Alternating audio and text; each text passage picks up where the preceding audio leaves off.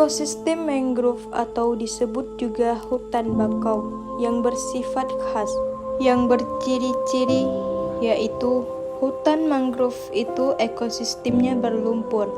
Karena berlumpur sehingga kandungan oksigennya sedikit. Ekosistem mangrove ini dipengaruhi oleh pasang surut air laut.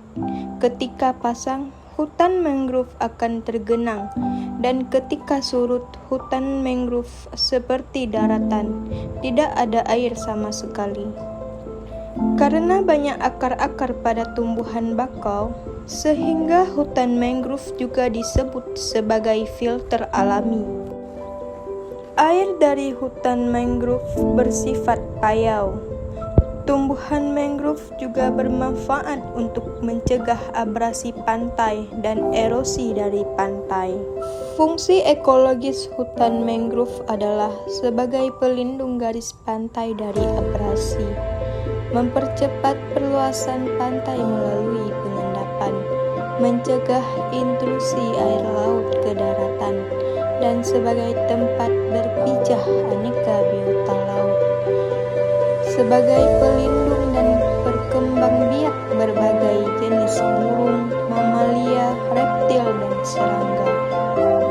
Fungsi ekonomis hutan mangrove yaitu sebagai penghasil keperluan rumah tangga, seperti kayu bakar, arang, bahan bangunan, dan lainnya, dan juga sebagai penghasil keperluan industri, penghasil bibit ikan, kerang, kepiting, dan telur burung, dan juga sebagai pariwisata, penelitian, dan pendidikan. Komponen ekosistem hutan mangrove terdiri dari komponen biotik dan komponen abiotik. Komponen biotik yaitu adanya flora dan fauna yang hidup di hutan tersebut. Tumbuhan berperan sebagai produsen, hewan berperan sebagai konsumen, dan mikroorganisme berperan sebagai decomposer.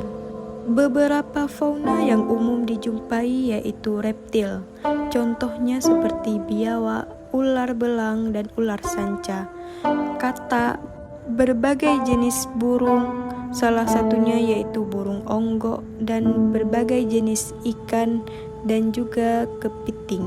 Mikroorganisme yang berperan sebagai pengurai adalah bakteri dan fungi. Komponen abiotik hutan mangrove adalah faktor tak hidup atau benda mati, yaitu tanah, derajat keasaman atau pH, oksigen, sinar, suhu, kelembapan, dan salinitas. Faktor abiotik utama yang mempengaruhi hutan mangrove adalah iklim atau temperatur, angin dan badai, curah hujan dan zona-zona kehidupan, dan edafis atau geomorfologi mangrove, salinitas, dan faktor-faktor edafis lain. Hanya inilah pembahasan saya. Terima kasih.